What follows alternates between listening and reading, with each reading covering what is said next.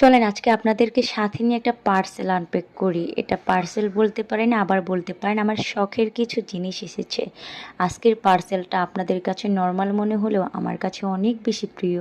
তো আজকে আমি আমার কিচেনের জন্য কিছু কাচের জার অর্ডার করেছিলাম, যেগুলো আমার কাছে খুবই ভালো লেগেছে। আর এই কাচের জারগুলো কিন্তু আমি একদম রিজনেবল প্রাইসে নিয়েছি। আপনাদের সুবিধার্থে আমি পেজটা উপরে মেনশন করে দিলাম।